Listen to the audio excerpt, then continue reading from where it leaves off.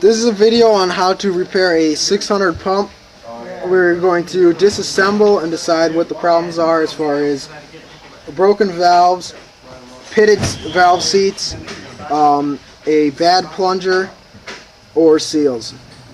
You're going to need an Allen wrench, a pick of some sort, your plunger kit, and your valve kit. We'll first start by disassembling one side at a time. It doesn't matter which side you start with, and all you have to do is unscrew the 3 bolts and pull the pump apart.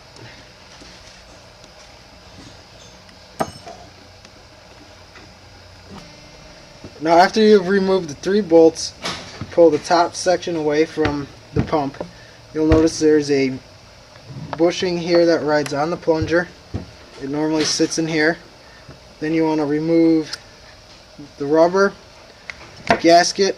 There's actually 2 of them set on top of each other, a metal retainer ring, and a spring washer. Once you have removed the gaskets, retainers, and washers from this part, you can then split these 2 parts in half. You'll notice there are 2 nylon washers in here. These we will replace.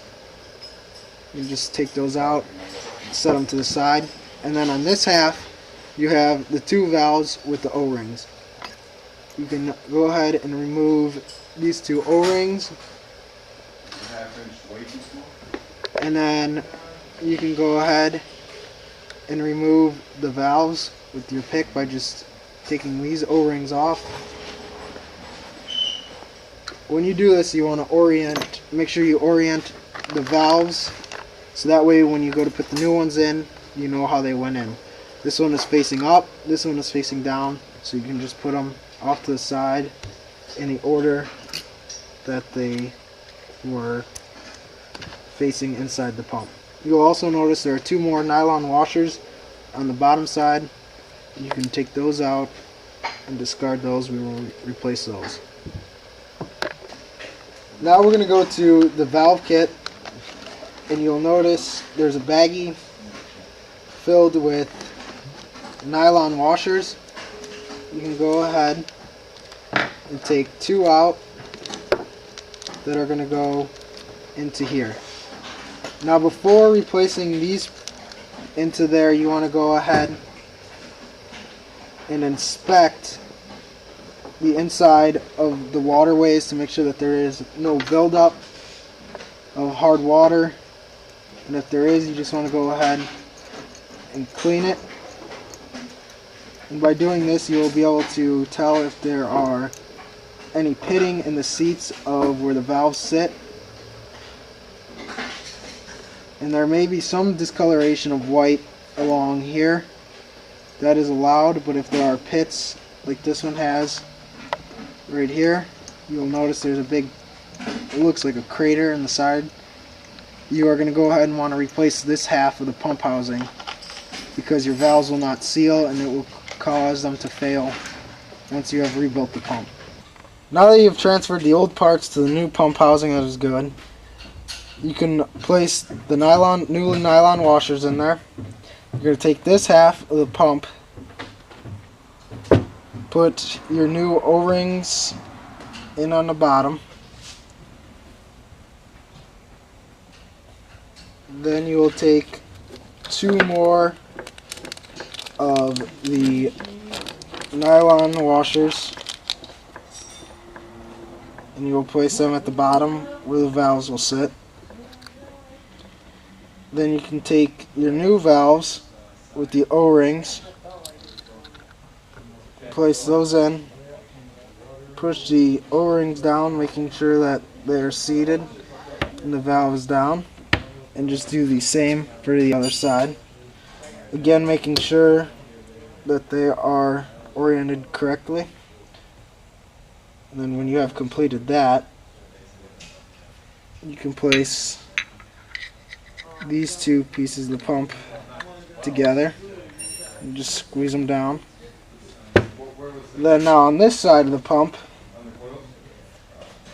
you're going to have your wave washer that's going to go down first.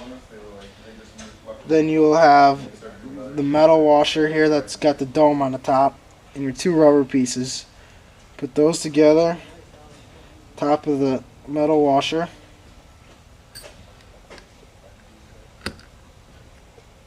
Drop all these in, and then you're going to take this bushing, push that down, make sure that is seated. Then you're going to take two more of your smaller O-rings, replace those, and then you will be able to start assembling the pump back together. You're going to remove this bushing, discard that, pull the plunger, and then replace the bushing. Take these parts of the pump, slide the bolts through,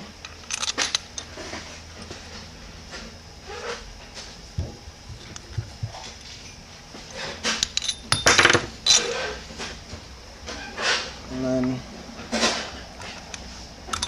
fasten these down.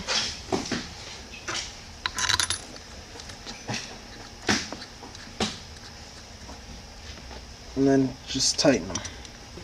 Okay, you're going to take this section of the pump apart like the other side. And then once you do that, you're going to replace all the valves and O-rings just like the other side. Sometimes this bushing here will stick, so you can use either a punch or a screwdriver. Just placing it here, and then now that you have removed the bushing, you are ready to replace it with the new one and install the new plunger. The kit includes some grease. Just put a thin layer on the top shaft to help it slide through.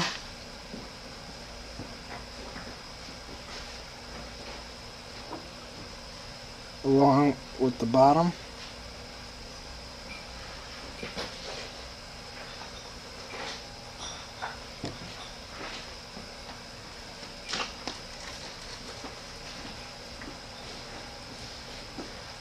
You want to make sure the shaft is free of debris or any pieces of metal, so that way you do not ruin the seals. Take the plunger, slide it in, and it'll slide down to the inside, and you'll have to tap it in. In this one, you could tell it was worn due to the crowns on the top and the gouges taken out in the side, showing that the bearing is actually riding on here and the plunger was twisted. You can then take this section of the pump and replace it over the top here, and just tighten down the bolts. Now that the pump is all put back together, you notice that the plunger is not all the way seated yet. All you need to do is take a screwdriver and a hammer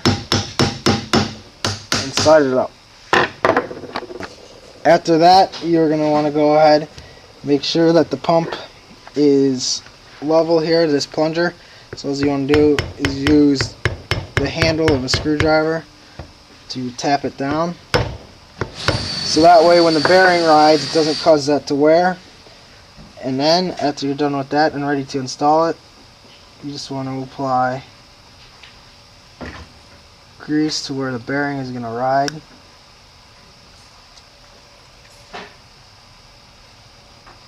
Making sure to build up the edges where the bearing is actually going to rest.